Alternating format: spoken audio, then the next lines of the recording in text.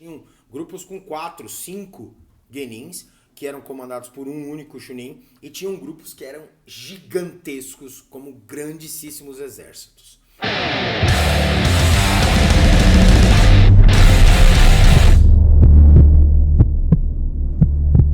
Fala, guerreiro ninja, tudo bem? Como é que você tá? Eu sou o Shidoshi Kauzo e hoje a gente vai conversar sobre esses 3 guerreiros, essas 3 figuras que eram muito presentes lá nos clãs dos ninjas no antigo Japão. Right? O primeiro deles é o Jonin. A gente está falando, claro, em ordem de hierarquia, de cima para baixo. O primeiro deles era o Jonin. O Jonin era aquela pessoa responsável pelas negociações que o clã iria executar, de missões que o clã iria executar.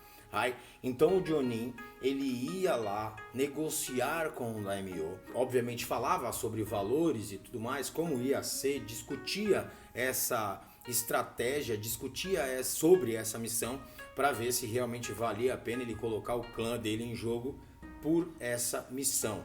É óbvio que ele negociava também de valores, né? Afinal, o clã deveria ser sustentado, tá? Então, não é que todos os clãs aceitavam qualquer missão que pagasse bem. Não. O clã, ele aceitava missões que realmente honrariam aquele clã.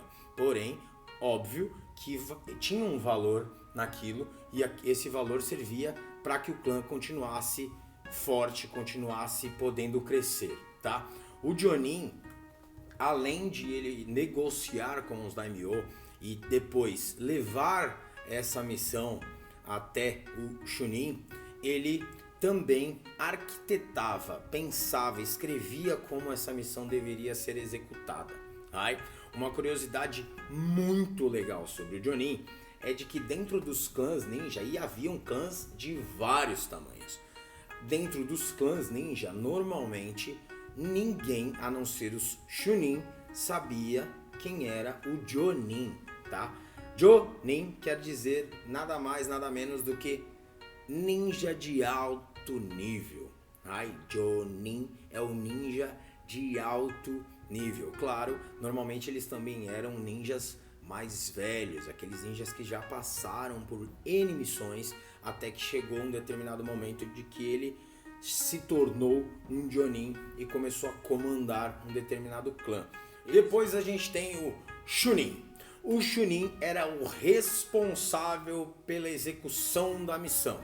O Chunin, ele ia levar essa missão até o clã e desenvolver uma melhor forma daquela missão ser cumprida, tá? Ele ia lá, designava as pessoas que iriam executar aquela missão, mostrava todo aquele desenho feito pelo Jonin, arquitetava também grande parte das ações e aí sim ia fazer com que a missão fosse executada, tá? Durante todo o processo da missão, todos ali obedeciam a ele, seguiam as regras dele dentro daquele plano, ou se ele mudasse de plano no decorrer da missão, isso era mudado automaticamente a partir da ordem dele. Quando ele voltava para o clã, ele precisava rapidamente fazer um relatório e apresentar esse relatório para o Jonin. Se por acaso essa missão não tivesse sido cumprida, apesar de ser Chunin, ser muito compensador em matéria de valores, por quê? Porque todo o dinheiro arrecadado do clã era dividido entre os Chunin daquele clã. Tá? Então, apesar de ser muito recompensador, também era muito arriscado. Porque se essa missão não fosse cumprida, o que acontecia? Rapidamente, o Jonin executava o Chunin para evitar futuros problemas. Depois dele tem os executores, aqueles que são os soldados, aqueles que são responsáveis por realmente colocar a mão na massa, seguir o que está ali arquitetado pelo Jonin e pelo Chunin na missão. É o Genin. Os Genin, claro, eram vários. Óbvio que todos eles tinham habilidades absurdas, o treinamento deles era muito, mas muito árduo, e eles iam para as missões com o coração entregue. Eles iam para as missões para honrar o seu mestre. Assim como os samurais, os genin eram extremamente fiéis aos seus mestres. Tá? Ele poderia dar a vida pelo seu clã e ele várias vezes dava a vida pela missão. Muitas vezes quando ele era capturado, ele mesmo se matava para não entregar a missão.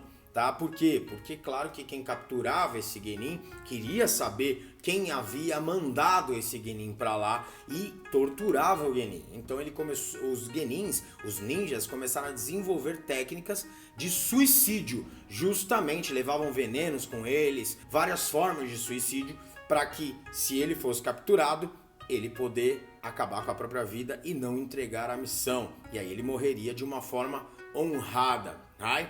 Eu sei que para você parece que ser genin era algo muito, mas muito legal. É claro que era algo extremamente honrado, porém era muito perigoso.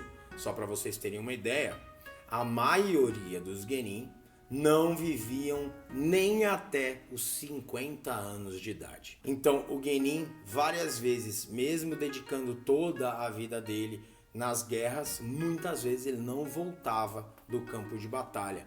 Ele servia para executar missões de espionagem, infiltração, obter informações, como também servia para ataques. Tá? Como assim ataques, senhor? Eles iam atacar, ou seja, querer eliminar um determinado lugar, um determinado grupo. Exatamente. Isso óbvio que eu não estou falando de toda a história dos ninjas, porque no início eles serviam exclusivamente para obter informações, mas no decorrer isso começou a acontecer de os ninjas em grandes exércitos irem eliminar um outro grupo, assim como outras guerras que você já viu por aí, tá? Os grupos, como eu já disse lá no início, de ninjas eram de várias formas. Tinham grupos com 4, 5 genins, que eram comandados por um único chunin, e tinham grupos que eram gigantescos, como grandíssimos exércitos. Right? Então, se você já tinha ouvido falar no Jonin, no Chunin e no Genin, eu queria te pedir para você comentar aqui embaixo de onde você conheceu essas nomenclaturas, de onde que você ouviu esses termos e se você sabia que o Jonin, o Chunin e o Genin tinham essas funções, que essa é realmente a verdade sobre essas três figuras dos clãs ninja. Jonin, um ninja de alto nível, o Chunin, que era um ninja mais intermediário, e o Genin, que era aquele que entregava a própria vida, se necessário, pela missão. Tá? Guerreiro, não esqueça de, além de comentar aqui embaixo, você curtir, você seguir, você compartilhar com os seus amigos, se inscrever no canal, clicar no sininho, tá? Porque eu faço esse conteúdo para você e a sua missão nada mais é do que compartilhar e me ajudar a fazer o nosso canal Guerreiro Ninja crescer ainda mais. Tá? Te vejo no próximo vídeo. Nimpo!